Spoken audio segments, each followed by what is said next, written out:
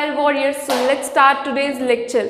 अब हम देखते हैं एक इम्पॉर्टेंट टॉपिक जिसका नाम है महाजनपद। देखिए, मैंने आपको वैदिक पीरियड करवा दिया है ना, ऋग्वेदिक पीरियड, लेटर वैदिक पीरियड। तो उसके बीच में एक टॉपिक आ रहा था बुद्धिज्म एंड जैनिज्म। मुझे ऐसे मेरा ये मानना है पर्सनली कि अगर मैं ये मगध आपको मतलब महाजनपद पहले करवाती हूँ, फिर आपको मैं एक बैकग्राउंड में बताती हूँ कि कौन से इस टाइम पर रिलीजन निकल के आ रहे हैं, वो एक ज़्यादा अंडरस्टैंडिंग आपके लिए रहेगी। ठीक है, तो चलिए शुरू करते हैं आज का लेक्चर। सबसे पहले बताऊं मैं आपको टॉपिक क्या है, महाजनपद। महाजनपद क्या होते हैं? देखिए, एक मैंने आपको स्टार्टिंग में बताया था कि कोई भी कंट्री जो है उसका जो नेचुरल रिसोर्सेज होते हैं वो बहुत इंपॉर्टेंट होते हैं। फॉर एग्जांपल हमारी भारत के लिए, हमारी इंडिया के लिए कौन से रिसोर्सेज जो हैं इंपॉर्टेंट, दैट आर आवर जो अलूवियल प्लेन्स जो हमारी, जैसे कि गंगा रिवर, यमुना रिवर या सोन रिवर ने जो बनाए हैं, ब्रह्मपुत्र रिवर ने जो बनाए हैं, प्लेन्स बनाए हैं, वो बहुत ज़्यादा फर्टाइल हैं। वो हमारे लिए सॉइल जो बहुत फर्टाइल है। ठीक है, उसके बाद जो हमारी ब्लैक सॉइल है, कॉटन, ये वो सबके लिए जो इम्पॉर्टेंट है। उसके बाद हमने देखा कि हमारे कुछ जो स्टेट्स हैं जैसे झारखंड, मध्य प्रदेश, छत्तीसगढ़, ये जो एरियाज हैं यहाँ पे कोल की प्रोडक्शन बहुत ज़्यादा होती है। ओके, इसी तरह से कुछ रीजन्स हैं हमारे भारत में जो कि बहुत ही ज़्यादा मिनरल्स जो प्रोड्यूस करते हैं, बहुत ज़्यादा जो लाभदायक हैं। ठीक है, तो इसलिए हमारी जो इंडिया है वो अट्रैक्ट करती है बड़े ज़्यादा चीज़ों के लिए। अब लेटर वैदिक पीरियड में हमने देखा था कि जो लोग हैं, जो आर्यन है, वो कहाँ से आए थे? सप्त सिंधु से आए थे। ठीक है, यहाँ पे आप देखिए, अगर मैं बात करूं आर्यंस की, तो आर्यंस जो हैं वो इस रीजन में सेटल हुए थे। आए कहाँ से थे? वो सेंट्रल एशिया से आए थे। ओके, और जब जहाँ पे वो पहले जो रुके थे, सेटल हुए थे, उस रीजन को बोलते थे सप्त सिंधु। अब वो सप्त सिंधु से यहाँ पे इस बेल्ट में जो है आना शुरू हो गए हैं। यूपी बिहार वाली जो बेल्ट है, इस साइड वो सेटल हो रहे हैं। ठीक है, जिसको बोलते थे लेटर वैदिक पीरियड में। अब आप देखोगे, मैंने आपको बताया था अर्ली वैदिक पीरियड में और लेटर वैदिक पीरियड में यहाँ पे जो एक चीज़ डिस्टिंग्विश कर रही है, जो एक हिस्ट्री को टर्निंग पॉइंट देगी, वो थी डिस्कवरी ऑफ आयरन। ये मैंने आपको लास्ट टाइम भी बताया है। अब देखिए, ये आयरन का मैं क्यों बता रही हूँ, क्योंकि ये जो आयरन की डिस्कवरी होगी, यहाँ से ही शुरू होते हैं बड़े बड़े राज्य बनना। ठीक है, बड़े बड़े राजा निकल के आएंगे, उसी जो राजाओं का नाम है, उसी जो राज्य हैं उनको बोलते हैं टेरिटरी। ठीक है, और उसको संस्कृत में अगर बात करी जाए एंशिएंट टाइम में तो बोलते हैं महाजनपद। ओके, अब देखिए, अगर महाजनपद की बात करें from the 6th century BC, कब की बात कर रहे हैं? 6th सेंचुरी BC की बात कर रहे हैं। तब क्या हो रहा है, आयरन का यूज़ जो है बड़े जोर शोर से चल रहा था। और किस जगहों की बात कर रहे हैं हम? ईस्टर्न यूपी की एंड वेस्ट बिहार की। So we are talking about the discovery of iron. और आयरन जो है बहुत ही जोर शोर से यूज़ किया जा रहा है आयरन को। और किस किस रीजन में? ईस्टर्न यूपी और वेस्ट बिहार में। ठीक है, यहाँ पे ईस्टर्न इस पार्ट में जो है आपका जो है वो शुरू हो गया है आयरन का यूज़ होना। अब देखिए, आयरन जो है वेस्ट बिहार और ईस्टर्न यूपी में ये काम क्या कर रहा है? इसकी वजह से ही फॉर्म हो रही है लार्ज टेरिटोरियल स्टेट। बड़ी ज़्यादा बहुत बड़ी बड़ी टेरिटरीज जो है वो शुरू हो गई है बनना। और जब ये आयरन क्या कर रहा है, अब देखिए, आयरन से बड़ी बड़ी टेरिटरीज बनना क्यों शुरू हुई है? क्योंकि न्यू एग्रीकल्चरल टूल्स, जिससे हम एग्रीकल्चर को परफॉर्म कर सकते थे, वो ज़बरदस्त टूल्स निकल के आ रही हैं। और कुछ इम्प्लीमेंट जैसे कि वेपन्स।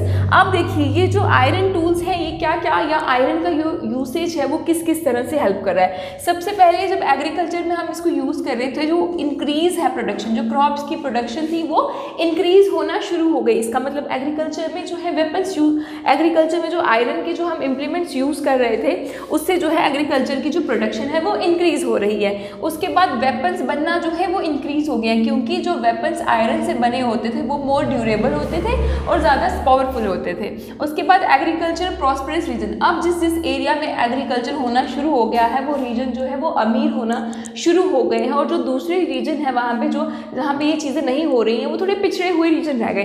तो एग्रीकल्चर जो है उसने जो रीजन्स को क्या बनाया? प्रॉस्परस बनाया, अमीर बना दिया। उसके बाद जो एक्स्ट्रा प्रोडक्ट्स, अब देखिए, जो एक्स्ट्रा प्रोड्यूस बच रहा था एग्रीकल्चर के बाद, वो कलेक्ट करना शुरू हो गया। अब देखिए, जिस तरह से इस टाइम पे हम प्रेजेंटली हम क्या करते हैं, हमारी जो सैलरीज होते हैं हम उसका कुछ पार्ट जो होते हैं टैक्स देते हैं। किसको देते हैं टैक्स? हम गवर्नमेंट को। उसी तरह से जब यहाँ पे एग्रीकल्चर की प्रोडक्शन इंक्रीज होना शुरू हो गई, तो जो भी फालतू का जो बच रहा था, एग्रीकल्चर प्रोड्यूस बच रहा था, उसको कलेक्ट करना शुरू कर दिया गया बाय प्रिंसेस। जो उस टाइम के राजा महाराजा थे, उन्होंने वो जो प्रोडक्शन थी उसको अपने हिस्से के लिए लेना शुरू कर दिया। अब ये जो प्रोडक्शन है उन्होंने शुरू कर दिया, अब इसको वो यूज़ कर रहे हैं मिलिट्री के लिए। अब उन्होंने एक स्टैंडिंग मिलिट्री जो टर्म है मैं यूज़ करूँगी अब बार बार, कि ये जो राजा है इन्होंने कलेक्ट करना, प्रोडक्शन जो है प्रोड्यूस है उसको कलेक्ट करना शुरू कर दिया। अब ये जो प्रोड्यूस है किसको खिलाएंगे, यहाँ पे इन्होंने क्या किया कि मिलिट्री को रखना, स्टैंडिंग आर्मी को रखना शुरू कर दिया है। अब कोई राजा आर्मी को या टेरिटरी में या आर्मी को या मिलिट्री को क्यों रखता है कि अपने राज्य को प्रोटेक्ट करने के लिए। किससे प्रोटेक्ट करने के लिए, जो दूसरे उसके आस पड़ोस के राजा होंगे उनसे प्रोटेक्ट करने के लिए।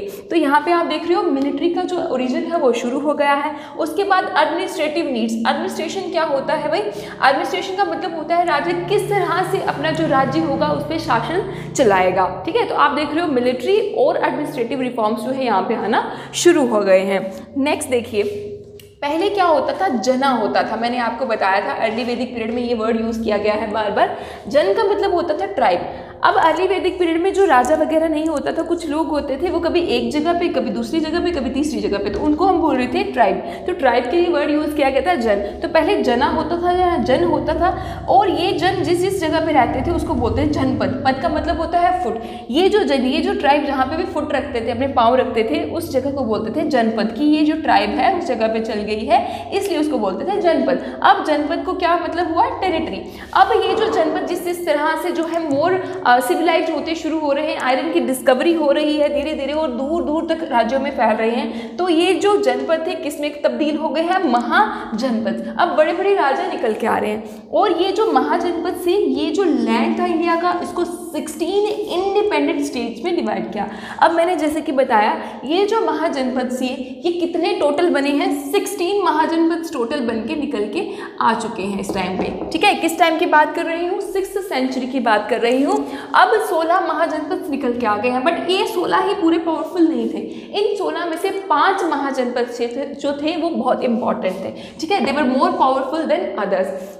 अब ये कौन कौन से हैं, इसमें से एक अवंती था, उसके बाद कोशाला था, वज्जी था, काशी था और मगध था। तो देखते हैं ये जो है 5 आपको याद करने हैं, इनकी कैपिटल्स याद करनी है, और ये इस टाइम पे प्रेजेंटली उन राज्यों को, उन जगहों को क्या बोलते हैं वो आपको ध्यान में रखना है।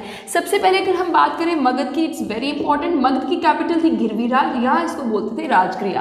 अब मैं आपको नेक्स्ट टाइम पे जब मगध एम्पायर हमारा शुरू होगा उसमें मैं बताऊंगी कि राजगृह की जो स्ट्रेटेजिक इंपॉर्टेंस क्या रही है, क्यों किसी जगह को कैपिटल जो है वो बनाया जाता है। ठीक है, तो मगध का मतलब है, मगध जो है ये एरिया जो था इस जगह पे था, वेस्ट बंगाल वगैरह वाला जो एरिया है ये बहुत ही जो था प्रोडक्टिव एरिया था। ठीक है, इस वजह से जो मगध है ये बहुत ही पावरफुल निकल के आया है। इन सब में से जो मोस्ट पावरफुल था वो था मगध। ठीक है, तो मगध की कैपिटल थी गिरिराज, यहाँ राजगृह, और इस टाइम पे ये कौन सी जगह है, पटना है और गया है।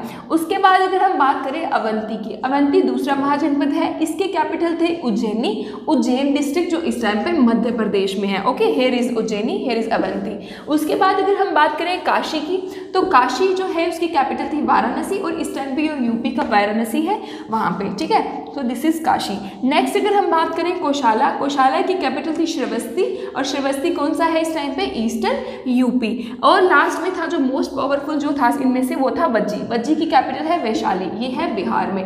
तो इन सब 16 की अगर मैं बात करूँ, एक बहुत ही इंपॉर्टेंट निकल के आएगा महाजनपद, दैट इज मगध, और ये मगध होगा मोस्ट पावरफुल किंगडम उस टाइम का। ठीक है, मोस्ट पावरफुल महाजनपद निकल के आएगा मगध। अब हम नेक्स्ट लेक्चर में देखेंगे कि महाजनपद में से जो मगध है, ठीक है, वो एक निकल के आएगा अंपायर, जिसका नाम होगा Magadh umpire. So from today that is from my side, thank you so much and stay tuned.